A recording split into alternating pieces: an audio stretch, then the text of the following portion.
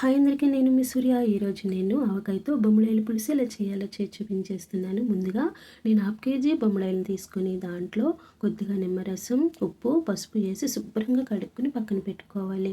తర్వాత స్టవ్ వెలిగించి ముగ్గురు పెట్టుకొని 3 స్పూన్ల ఆయిల్ వేసి 2 బిర్యానీ ఆకు, 3 ఉల్లిపాయలు, 4 పచ్చిమిర్చిని చూడండి, ఉల్లిపాయలు సన్నగా కట్ చేసుకుంటేనే బాగుంటుంది.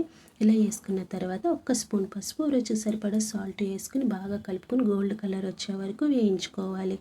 ఇలా వేయించుకున్న తర్వాత దీంట్లోనే 1 స్పూను అల్లం వెల్లుల్లి పేస్ట్ వేసుకుని పచ్చివాసన పోయేంత వరకు ఉడకనివ్వాలి. ఇలా ఉడికినిచ్చిన తర్వాత 3 టమాటాలని సన్నగా కట్ చేసుకోండి. ఇలా అయితేనే బాగుంటుంది, త్వరగా ఉడికిపోతుంది కూడా. చూడండి, ఇలా టమాటా వేసుకున్న తర్వాత మూత పెట్టుకొని టమాటా మెత్తగా ఉడికేంత వరకు ఉడికించుకోవాలి. ఇలా ఉడికిన తర్వాత 2 స్పూన్లు కారం ఇలా వేసుకున్న తర్వాత ఒకసారి కలుపుకొని 50 గ్రాముల చింతపండుని మెత్తగా నానబెట్టుకొని పులుసు పిండుకొని దీంట్లో వేసుకోవాలి.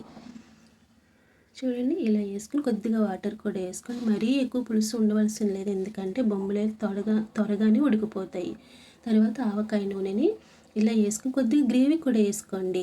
తర్వాత 1 స్పూను జీలకర్ర పొడి, 2 స్పూన్లు ధనియాల పౌడర్, చిటికెడు మెంతి పౌడర్ ఇలా అన్నీ వేసుకున్న తర్వాత బాగా కలుపుకొని చూడండి, బొమ్మడాయిలన్నిటిని ఇలా పెట్టేసుకుని ఒక పావు గంట ఉడకనివ్వాలి. తర్వాత కొత్తిమీర జల్లుకొని రెడీ అయిపోయి